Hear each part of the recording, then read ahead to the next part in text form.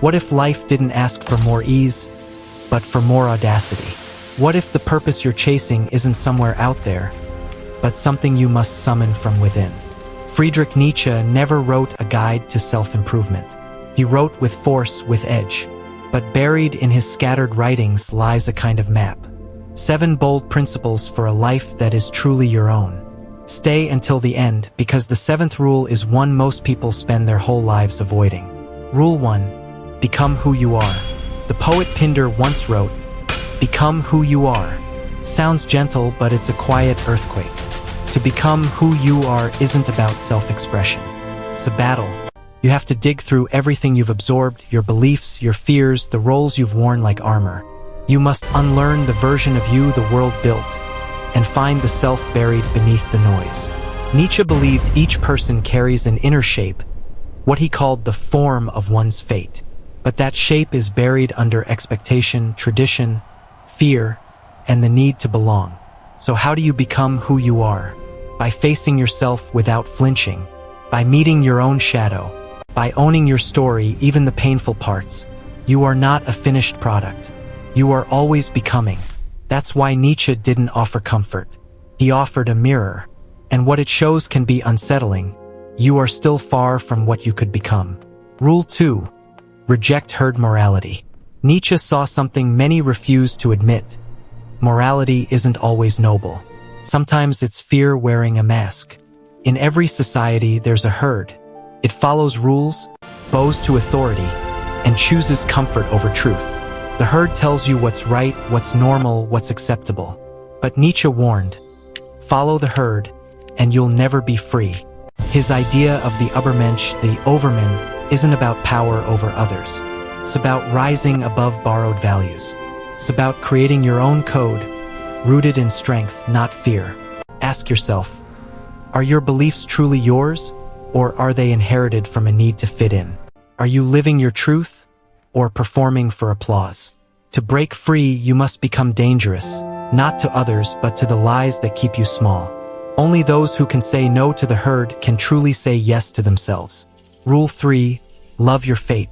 This might be Nietzsche's most beautiful idea. Amor fati, the love of one's fate.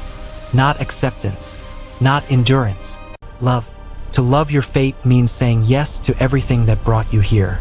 Yes to the pain. Yes to the loss. Yes, even to the moments you'd never wish on anyone. Why?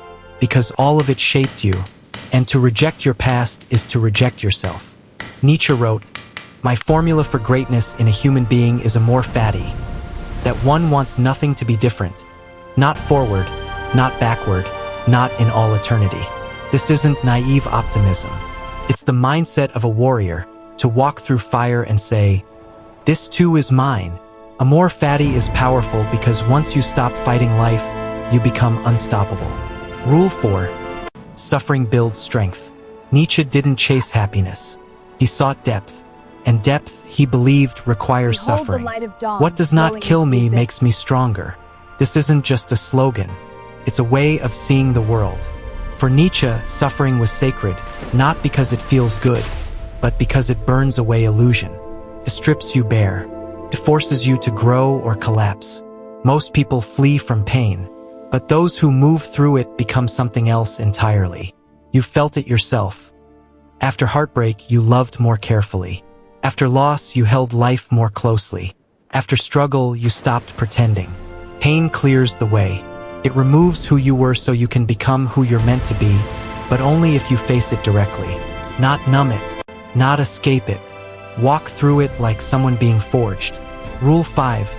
Live dangerously. Nietzsche didn't mean reckless thrills. He meant living honestly, even if it costs you. Most people play it safe. They stay in jobs that drain them, relationships that numb them, identities that aren't theirs. Why? Because safety feels easier than truth. But Nietzsche believed safety is a slow death. He wrote, "The secret for harvesting from existence the greatest fruitfulness and the greatest enjoyment is to live dangerously." To live dangerously means following your inner voice into the unknown, taking creative risks, speaking truth when it's easier to stay silent, walking your own path even when you walk alone, because only on the edge do you truly come alive. Comfort numbs. Risk awakens. So ask yourself, where are you playing it safe? What truth are you hiding? What would change if you risked being fully yourself? Nietzsche's answer: you would finally begin to live. Rule 6. Create your own values. If you tear down the old, you must build something new. Nietzsche wasn't just a critic, he was a creator. Once you stop following the herd, you must shape your own way of living. But how? By becoming an artist, not of canvas, but of existence. He wrote, "We should consider every day lost on which we have not danced at least once." That's not poetry alone. It's a revolution. To create your own values means to take life seriously, but playfully. To stop measuring yourself by others' expectations and start living by what makes you feel alive. Ask yourself, what do I value that no one taught me? What feels sacred to me, even if the world dismisses it? That's the beginning of your own morality. Not borrowed, not imposed, chosen. For Nietzsche, the highest human wasn't the one who obeyed, but the one who offered something original themselves. Rule 7. Say yes to life. This is the hardest rule. Not just to survive life, not just to endure it, but to say yes to all of it. Nietzsche believed the highest form of existence was the eternal yes, not to what's easy, but to what's real. He offered a thought experiment. What if you had to live this same life over and over, forever? Every joy, every mistake, every heartbreak. Would you curse it or bless it? He called this the eternal return. Not a literal truth, but a test. Can you live in such a way that you'd gladly repeat it all? Not because your life is perfect, but because it's yours. Because you lived with such honesty and passion that even the pain was worth it. That's the ultimate yes. To live so fully that repetition would be a blessing, not a burden. Nietzsche's rules aren't comfortable. They aren't meant to soothe. They're meant to awaken something in you that modern life tries to bury. A fire, a hunger, a longing to be more than a shadow of yourself. Most people sleepwalk. They follow borrowed rules. They numb their pain. They wait for someone to tell them who they are. But Nietzsche's message is clear. No one is coming to save you. You are the storm. You are the sculptor.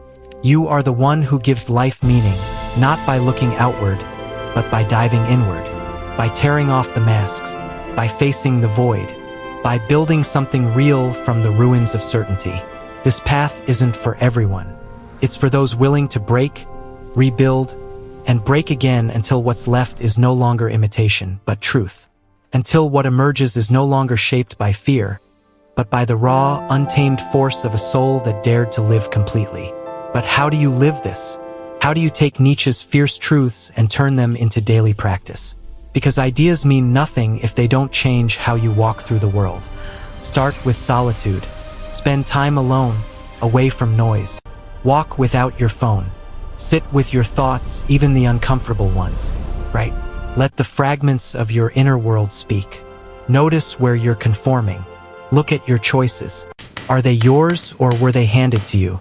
Ask yourself, if I were the only person in the universe, would I still live this way? Honor your scars. Don't run from your past. Ask, what did this shape in me?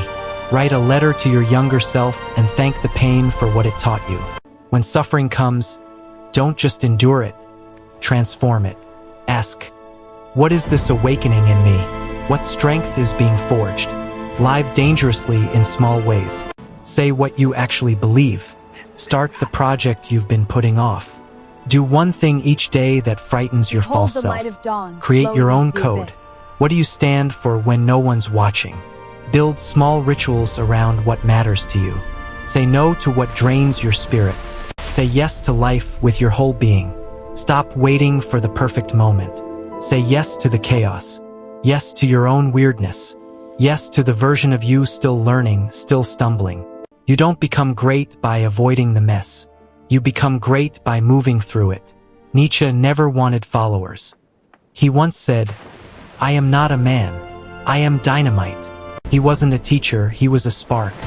His goal wasn't to give you answers, but to burn away your illusions so you could find your own. To live by his 7 rules isn't to agree with him. It's to wrestle with life the way he did. To look in the mirror and say, This is who I am. This is what I value. This pain is mine to shape. And this life, this flawed, unrepeatable life is mine. The philosopher isn't the one with all the answers. The philosopher is the one who dares to live the question. So don't wait for permission. Don't wait for certainty. Start walking. Start building. Let your life become your final work of art.